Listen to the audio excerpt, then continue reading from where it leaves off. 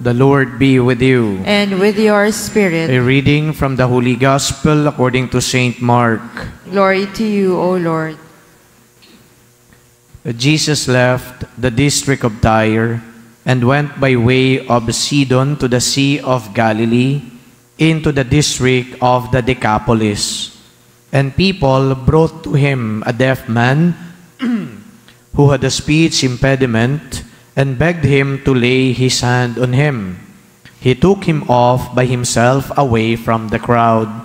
He put his finger into the man's ears, and spitting, touched his tongue.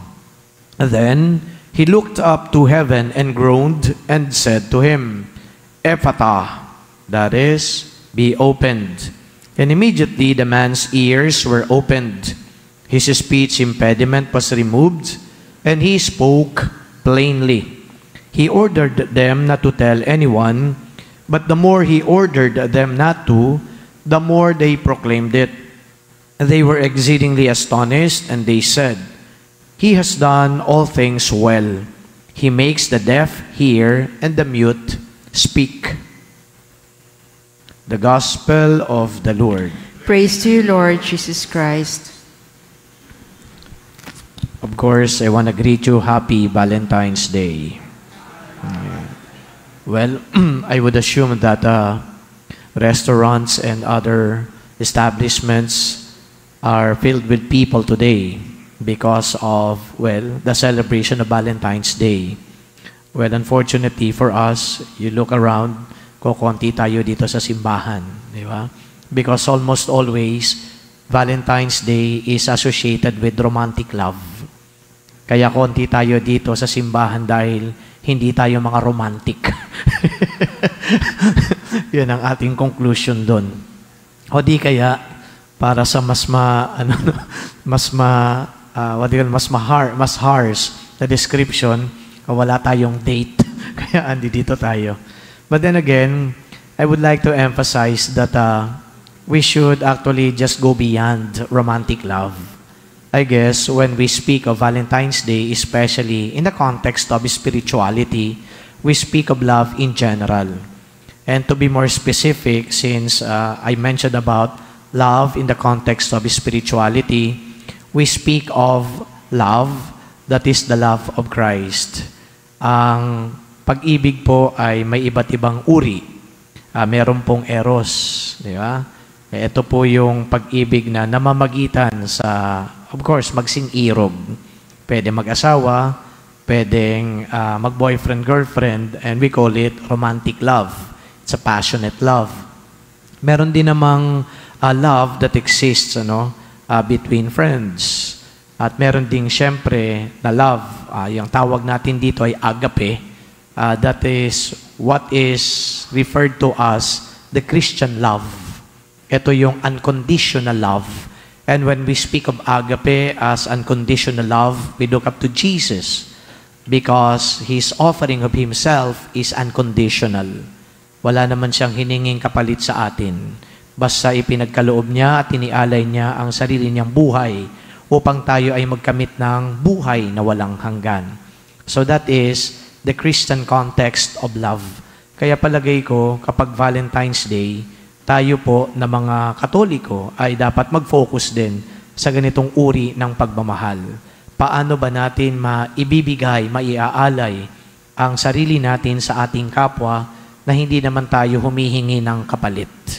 Ang usual na paliwanag natin dito ay ang halimbawa ng paglilingkod. Tumutulong ka sa kapwa mo, pero hindi ka naman nag-e-expect na yung kapwa mo ay tutulungan ka rin balang araw. Ikaw ay naglilingkod lang, nagbibigay lang, pero hindi ka din naghihintay na balang araw itong tinutulungan mo ay makakatulong din sa iyo. So unrequited love, unconditional love. And that is too difficult to do. Because almost always when we love siguro, especially human as we are always looking for something in return, expecting something in return. Minsan nga may nakakausap ako, ba't pa ako mag-i-invest ng panahon sa taong ito? Ba't ko pa, kumbaga ay paglalaanan ng paglilingkod ang taong ito? wala naman akong mapapala sa kanila. That is so pragmatic. Yung pragmatism dito ay naging negative tuloy ang dating. Diba? Yung pagiging pragmatic sana ay maganda rin dahil ito ay nangangahulugan na maging practical tayo. And in the context of ethics or morality, when we speak of practical, it means acting or doing, hindi lang theoretical. Di ba ang pagmamahal natin minsan theoretical din? Anong ibig sabihin yan? Parang abstract. Nagsasalita tayo, nararamdaman natin, pero love is an action word.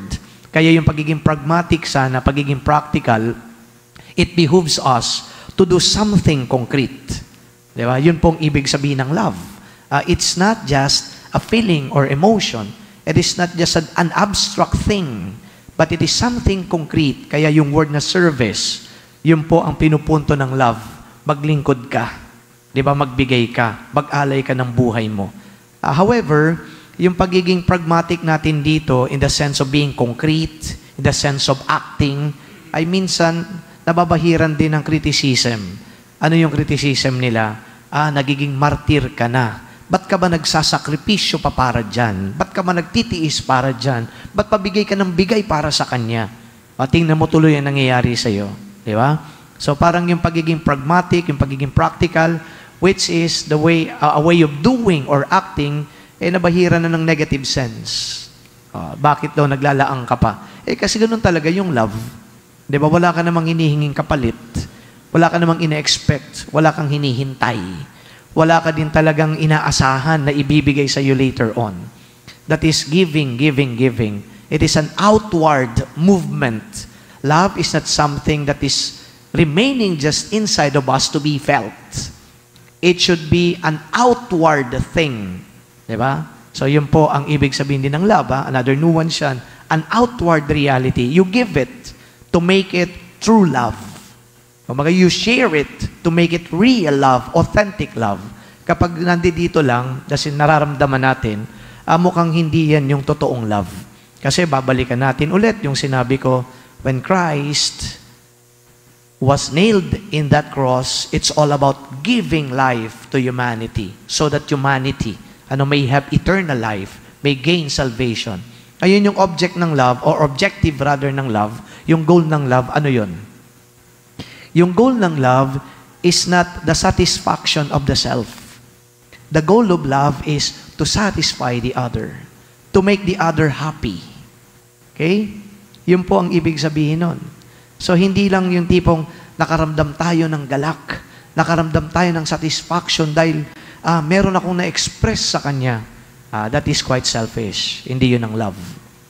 Ang love, again, because it is an outward thing, it is something that is given, that is geared towards the satisfaction, the happiness of the other. Yan po.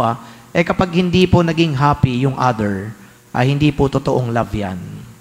Yung iba pati, ang misconceptions ganito, kapag masyado siyang naging mahigpit, dahil mahal na mahal kita kaya magiging mahigpit ako sa iyo. Hindi yon. Love is also free. Hindi yung paghihigpit. Misconception yan sa love. Sasabihin ng mga sa relationship, kaya naman ako ganito sa iyo, dahil mahal na mahal kita, ayokong mawala ka. Di ba? Ganyan yon ang description nila. But love is something free. There is freedom in love. Kasi kapag yan ay wala ng freedom, hindi na love yan. Anong ibig sabihin nito? It becomes so selfish. Dahil ang finifeed mo, yung sarili mo na naghihigpit sa Kanya. Hindi na siya na binibigyan mo ng benefit, binibigyan mo ng joy, binibigyan mo ng happiness, binibigyan mo ng peace. Okay? So yan po ang ilan sa mga konteksto na dapat maintindihan natin when speaking of love. But then again, Valentine's Day, as I told you, is almost always associated with romantic love, eros. So at least today that we are in the church, nabigyan tayo ng ibang nuance, ng ibang context, mas okay pala yata yung Christian love. I don't know if you find it okay.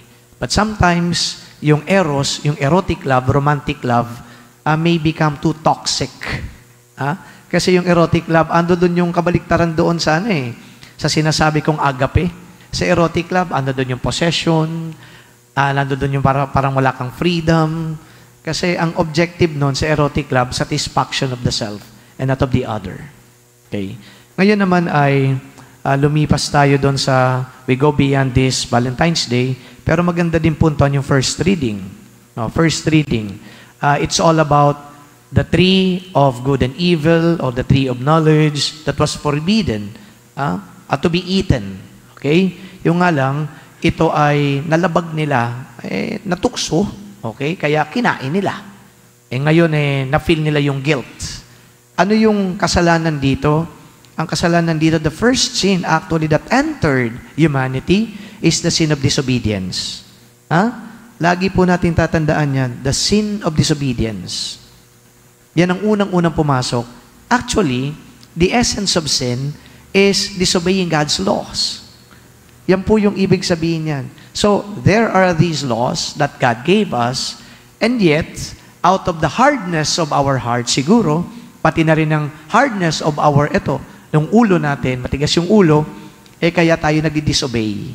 Ang punot dulo niyan, yung disobedience, it's not about merely having the conception of what should be good for me, for you. Ang punot dulo niyan is pride. Yun ang in-instill nung serpent doon sa babae. Bakit ka maniniwala doon? Pwede mo naman kainin yan eh. So parang naniwala siya doon sa panguudyok, may talino ka naman, wala namang problema yan. Kaya yun na. So yung palang disobedience, kaya ka nagmamatigas. Kaya parang ayaw mong sumunod dyan, kasi feeling mo, may sarili ka ring conception ng reality. You have your own understanding of what is good, of what is real. Kaya hindi ako susunod dyan. Madalas nakikita natin yan. Okay? So, hindi lang palang simpleng disobedience, kundi, may pride dito eh. Kasi feeling niya tama lagi yung iniisip niya. May sarili siyang mundo, may sarili siyang conception kung ano yung good, kung ano yung tama. But in the end, yung taong yan is at the final arbiter of what is good, what is true. And who is the final arbiter of what is good and what is true? It is God. Not the serpent. Not any of us human being. Kaya tayo, yung mga sarili nating pagpapasya, lalong-lalo na kung taliwas doon sa dapat nating gagawin na pagsunod sa Diyos, yung pagpapasya na yan, nagpapakita lang na ikaw lang yung magaling, ikaw yung tama. And the serpent was able to instill that in the mind of the woman. Sana ho hindi tayo ganon. Because at the end of it all, we all go back to God, who is the final arbiter of what is true and what is good, what is just. May sarili tayong conception, hayaan natin yan kasi ang Diyos ang mahalaga dito. My dear friends, brothers and sisters, so today, we are grateful for giving us all these reminders, for having rather all these reminders. Reminder lang yan, pagpapaliwanag lang yan, but at the end of it all, tayo pa rin ang susunod.